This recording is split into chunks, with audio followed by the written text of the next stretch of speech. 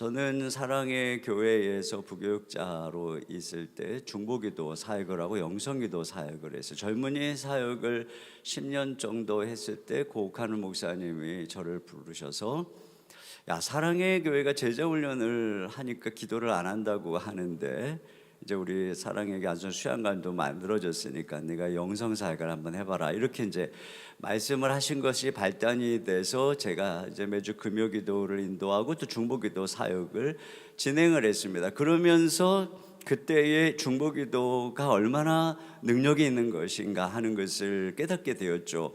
그러면서 제가 교회를 개척하고 21년 전에 교회를 개척하고 그때서부터 지금까지 매 주중에 중보기도 릴레이가 쉬지 않고 진행되고 있습니다. 중보기도 사역이 21년 동안 진행이 된 것이지요.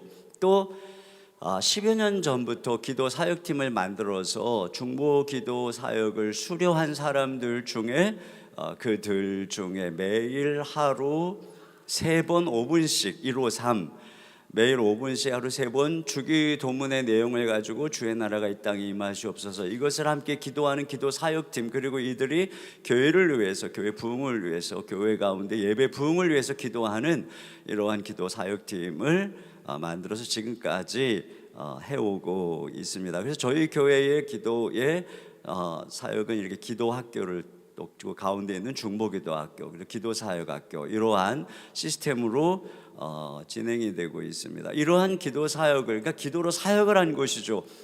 기도 사역을 하면서 저에게 있었던 믿음, 그리고 또 유익이라고 할까요? 그것은 첫째로는 기도가 성도들을 돌보고 보호한다는 것입니다. 여기 히브리서에 보면 우리 목회자들에 대한 것이죠. 그들은 너희 영혼을 위하여 경성하기를, 그러니까 우리는 목자가 양을 위해서 깨어있어 지키는 것처럼 우리가 성도들을 위해 깨어있어야 되는 것인데 어떻게 깨어있겠습니까? 우리가 기도로 깨어있는 것이 가장 기본이죠. 그러나 우리가 항상 기도에 깨어있을 수가 없잖아요. 그런 면에서 이 기도 사역을 통해서 지난 21년 동안 성도들과 함께 교회를 위해 기도하는 것이 성도들을 지키는 굉장히 중요한 사역이었습니다.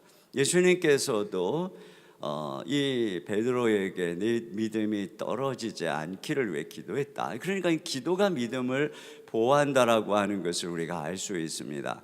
또 기도가 성도들의 믿음을 보호할 뿐 아니라 자라게 하는 것이죠. 그래서 바울은 늘 그가 복음을 전하고 개척한 교회의 성도들을 위해서 기도하기를 그치지 않았다, 이렇게 말씀하고 있고, 에바브라 같은 경우에 항상 그 골로새 성도들을 위해서 그들이 하나님의 모든 뜻 가운데 완전하고 확신 있게 서기를 구했다.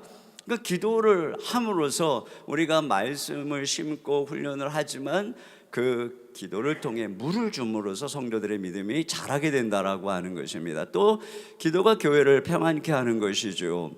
아사가 여호와를 찾게 모든 백성들이 그랬더니 하나님이 평안을 주셨다. 평안해야 우리가 무엇이든 할 수가 있는 것이죠. 또 우리가 나라를 위해서 위정자로서 기도해야 될 이유는 평안한 생활을 하게 하기 위함이라고 말을 하고 있고, 또 이사야가 보는 환상은 예루살렘 성벽에 여호와를 쉬지 못하게 하는, 밤낮 하나님께 기도하는 그들의 기도를 통해서 하나님이 예루살렘을 회복시켜 주시는 그런 이 모든 것들을 볼 때에 기도가 이 평안을 지켜준다라고 하는 것입니다.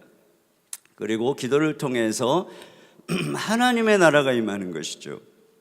아까 말씀드렸던 것처럼 주님께서는 우리에게 주의 나라가 임하시옵소서 이렇게 기도하라고 했습니다. 여러분, 제자들이 세례 요한이 제자들에게 기도를 가르쳐 준 것처럼 우리에게 기도를 가르쳐 주십시오, 그렇게 얘기할 때에 세례 요한뿐 아니라 그 당시 하나님 나라의 운동들에게는 기도문이 있었다고 그러죠. 조나단 에드워즈 같은 경우에 그의 책을 보면은 그가 이 국제 기도 합주회를 하면서 그 바탕에 흐르는 사상이 주기도문이었다고 하는 것을 알 수가 있어요. 그래서 그가 말하는 것처럼 우리가 함께 연합해서 기도할 때 우리 마음에 주의 나라를 향한 관심이 사라지지 않고 지속적으로 깨어 기도할 수 있다, 이렇게 이야기를 하고 있습니다. 이런 것들을 통해서 제가 얻은 기도 사역의 열매와 유익을 말하라고 한다면 먼저 설교자의 담대한 말씀 선포라고 할 수 있습니다. 저는 처음에 사실 교회를 개척하고 집중하기 어렵잖아요. 많은 환경이 어렵고 한 달에 한 번 정도는 설교를 죽을 쓰고 머리를 쥐어뜯으면서 나 같은 놈이 무슨 설교자냐, 여러 가지 심리적으로 말리고 어려운 일들이 너무너무 많았습니다. 그런데 이 기도 팀들이 동역하면서 제가 담대하게 말씀을 선포하고 죽수는 횟수가 점점 줄어들게 된 것이죠. 또 예배 때마다 감동적인 예배와 성도들의 영적인 각성을 경험하게 되었습니다. 예배 때마다 이 모든 성도들이 하루 일주일 내내 기도하고 또 그 동시에 기도를 하니까 그 자리에 성령께서 임재하시는 것을 경험하게 되었어요. 또 성도들의 내면에 치유와 가정의 치유들이 일어나는 것이죠. 왜냐하면 모든 성도들이 기도 제목을 낼 때 우리가 같이 기도를 해나가니까 말이죠. 교회 내에 여러 가지 기도 모임이 부흥을 하는 것입니다. 교회에 저희 교회들의 성도들의 거의 한 절반 이상이 다 중보기도 학교를 듣고 학교를 수료하고 헌신하고 기도 사역에 헌신하는 사람들이다 보니까 그분들이 다 주일학교 교사고 그분들이 순장이고, 그러니까 어떤 일들을 할 때는 기도를 앞세우는 분위기들이 항상 생겨나게 되었어요. 그리고 교회가 평안하게 성장을 하고, 물론 어떤 문제들이 없겠습니까? 어느 교회나 문제가 있죠. 그러나 그것들을 이겨나가게 하시는 주님의 은혜가 우리 가운데 항상 함께하는 것들을 경험하고, 복음 설교와 회심의 은혜입니다. 사실은 복음을 설교한다는 것이 그렇게 쉬운 일은 아니죠. 왜? 영적인 것이기 때문에. 영적인 것은 성령께서 말씀해 주시지 않으면 절대로 들리지 않고 귀에 들리지 않습니다. 그런데 계속적으로 성도들이 기도할 때 성령께서 함께하는 예배였기 때문에 복음 설교가 가능했고, 또한 회심하는 일들이 일어나는 것들을 경험하게 된 것이죠. 그런 면에서 기도 동역자는 너무나 중요하고 기도 사역은 너무나 중요합니다. 존 맥스웰이 기도 사역팀의 유익에 대해서 기도 사역팀이 있으면 교회 안에서 기도가 최우선이 되고 영적 지도자들은 든든한 지지팀이 생겨나게 된다는 것입니다. 사실 기도해 주는 분들만큼 든든한 지지팀이 없잖아요. 그리고 지도자 개인 사역의 열매가 많아집니다. 사실 제가 이전에 믿지 않는 가정에서 사역을 하고 걸어갈 때에는, 그러니까 무엇인가를 하려고 하면 항상 어딘가 걸려 넘어지고, 왜냐면 아버지 비박을 믿지 않는 그런 가정에서 그렇게 하려고 하다 보니까 여기저기 아프고 뭔가 하기가 어려웠어요. 그런데 제 주변에 이제 가족이 변화되고 제 주변에 기도의 동역자가 생기고 교회 안에 기도의 동역자가 생기면서 그런 것들이 현저하게 줄어들고 내가 마음껏 달려갈 수 있는 이러한 은혜들이 함께하는 것을 경험한 것이죠. 그리고 무엇보다 기도의 동역자들이 가장 많은 축복을 받는다는 것입니다. 그분들이 저를 위해서 기도하고 또 제가 집회를 가서 사역을 하면 기도를 하고 너무너무 고마워가지고 밥도 사주고 막 그러면은 그분들이 유구동성으로 하는 얘기가 뭐냐면은 자기들이 기도를 통해서 이 사역에 동참한 것이 너무나 감사하고 그 기도를 통해서 자기가 가장 많은 은혜를 경험한다, 이런 이야기를 계속 듣는 거예요. 또 교회 안에서 하나님께서 역사하실 수 있는 분위기가 자연스럽게 만들어지는 것이죠. 성령께서 운행하실 때에 바로 하나님의 말씀이 창조 역사를 이루었던 것처럼 교회 안에서도 똑같은 것입니다. 교회마다 너무나도 귀한 이 기도의 사역자들이 있는데, 기도의 이 동역자들이 있는데, 이런 기도의 동역자들이 함께 연합해서 기도한다면 나와 우리 교회가 경험하는 이 엄청난 은혜를 한국교회가 경험하지 않을까, 한국교회에 이런 부흥이 일어나지 않을까, 이런 소망의 마음들이 항상 마음 한구석에 있었고, 또 이런 기도의 부흥과 이런 연합기도가 있었으면 좋겠다는 그런 마음들이 늘 마음속에 있었어요. 그리고 이제 그 출발이 7.14 대성회였습니다. 작년 7월 14일에 송도 컨벤시아에서 7.14 대성회가 있었습니다. 근데 이 7.14 대성회에 450여 교회에서 연인원 1만여 명이 참여를 해서 특별한 은혜가 있었어요. 사실 이 대회 때에는 한 교회에서 다 그 자리를 채울 수도 있는 그런 초대형 교회들도 있었지만 절대 그렇게 못하게 했습니다. 그래서 한 교회에서 몇백 명 또는 아무리 많아도 500명, 1000명을 넘지 않는 그런 인원만, 정말 기도의 사역자들만 보내주기를 요청을 했고, 그렇게 해서 450여 교회에서 함께 모여서 기도할 때 저희 교회에서도 500명 정도의 성도들이 참여를 했는데 이구동성 너무나도 큰 은혜를 경험하고 특별한 성령의 기름 부으심을 시간마다 경험을 하고, 특별히 모든 목사님들이 나와서 함께 기도를 인도하고 양옆에 좌우에 막 여러 교회들의 기도의 동역자들이 함께 기도하니까 성도들의 마음속에서 한국 교회를 향한, 세계 선교를 향한 기도의 불길이 막 저절로 타오르는 것을 우리들이 경험을 해서요. 그리고 그 이후에 지역별로 13개 지역별로 이제 지역마다 분기마다 한 번씩 이렇게 연합기도회를 합니다. 근데 여기서도 동일한 거예요. 여기서도 동일하게 그 지역에 있는 교회들이 함께 모여서 기도할 때 하나님이 우리 교회에만 모여서 했던 그 금요 기도회하고는 전혀 다른 특별한 하나님의 성령의 감동이 있었던 것을 저희들이 경험을 했어요. 그러면서 그리스도의 부르심과 소망이 무엇인지, 그게 개인이 아니라 교회라는 것이고 우리 교회가 아니라 한국 교회라고 하는, 그리고 우리가 함께 기도해야 된다는 그 운명 공동체니까 말이죠. 그런 것들을 저희들이 특별히 경험을 하게 되었어요. 그러니까는 성령께서는 어떤 한 욕심 많은 개인의 전유물도 아니고 어떤 한 교회의 전유물도 아니고, 성령께서 이 땅에 오시는 것은 바로 이 교회 가운데, 그러니까 교회가 연합해서 기도하면 기도할수록, 우리 연합의 폭이 커지면 커질수록 성령께서는 특별히 우리 가운데 함께 하신다는 것을 우리가 알 수가 있는 것이죠. 그럼에도 불구하고 우리 이재훈 목사님이 말씀하셨던 것처럼 우리는 너무 진리를 수호하는 이 퓨리티, 그래서 보수교단은 끊임없이 연합을 멀리하고, 또 반대로 연합운동을 주도하는 그러한 단체들은 진리의 순수성을 또 거부하는, 이런 가운데에서 참으로 우리 가운데 있는 이 분열, 이 연합의 길이 너무나도 영원한 것들이 우리들의 현실입니다. 그러나 여러분, 성경을 보면은 이 연합이 하나 된 백성이 하나님의 꿈인 것을 알 수 있어요. 하나님이 아브라함에게 약속한 것이 이삭이 아니라 이삭을 통해서 한 민족을 약속을 하신 것이죠. 그래서 바울도 자기의 선교에 대해서 이 로마서 14, 15장으로 가면 유대인과 이방인들이 뭐 이 고기를 먹느냐 안 먹느냐 이런 문제를 가지고 계속적으로 얘기하면서 비판하지도 말고 멸시하지도 말고 왜 하나 돼야 되느냐 얘기를 하면서 서로 뜻이 같아서 한 마음과 한 입으로 하나님께 영광을 올려드리는 것이 자기의 선교의 목적이고, 이것이 바로 구약의 예언의 성취다, 이렇게 이야기를 하고 있습니다.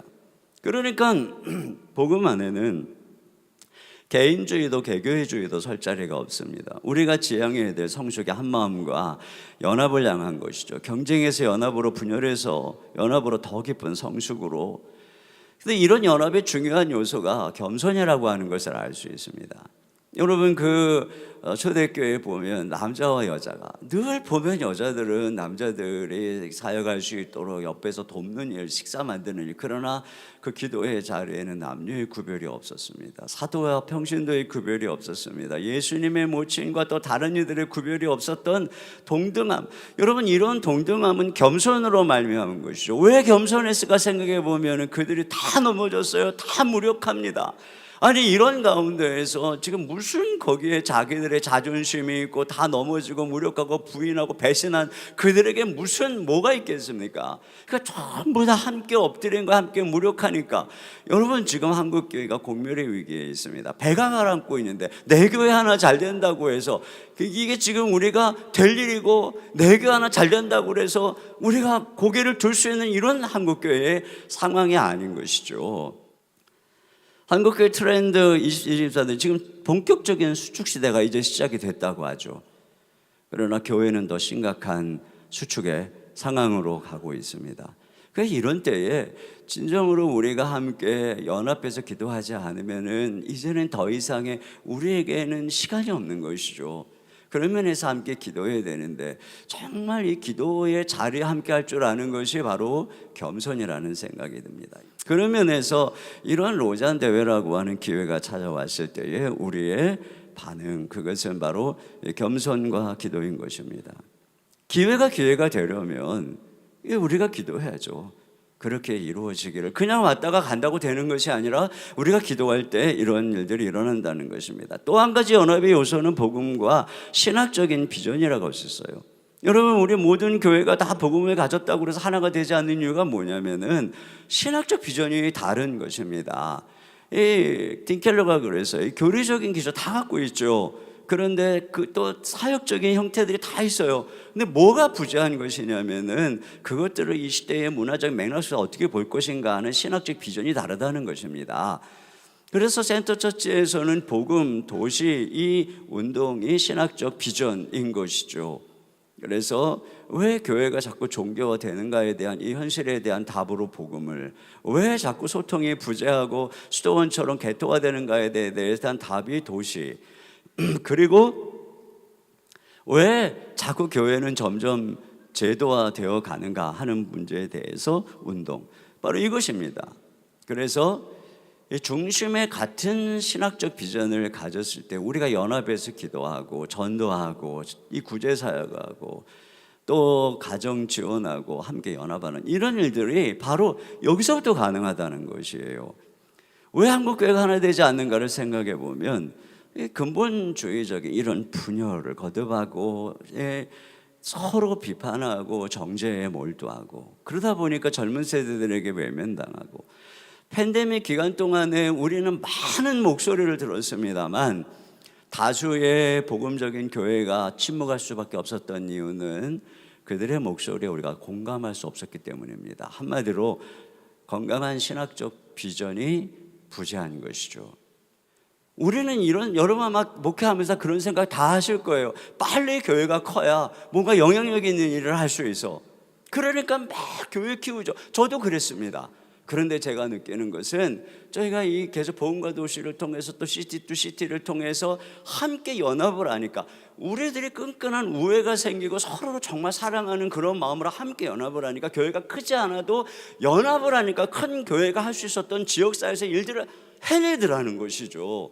그러니까 하나가 되면 할 수 있는 일들이 너무나 많은데 하나가 안 되니까 자꾸 내 개교회가 모든 걸 다 해보겠다고 하면서 경쟁으로 치닫는 이런 모습들이 우리 가운데 있지 않나, 이런 생각을 하게 되는 것이에요. 연합이야말로, 이것이야말로 진정한 성숙이라고 생각을 해요. 한 교회가 영향력 있게 어떤 일들을 하는 것도 중요하지만 하나님이 정말 원하는 것은 우리가 함께 컨셉을 이루어서 함께 나가는 것이란 말이죠. 그런 면에서 그 시작은 기도이고 역사 속의 부흥운동의 특징을 보면 이거 연합한 기도와 지속성인 것입니다. 세계 최초의, 몇 가지만 소개하면, 세계 최초의 국제적인 중보기도 연합 모임을 조나단 에드워즈가 1744년에 최초로 결성을 했습니다. 스코틀랜드의 목회자들과 매주 토요일 저녁에, 주일 아침에, 그리고 분기 첫 하루, 화요일 하루는 하루 종일 주의 나라를 위해서 기도하기를 같이 약속을 한 것이죠. 이것이 처음에는 2년을 하다가 나중에는 7년을 했습니다. 그렇게 지속적으로 기도를 할 때 그것이 미국, 영국의 이 대각성 운동의, 부흥 운동의 굉장히 중요한 진원이 되는 것을 우리가 알 수 있죠.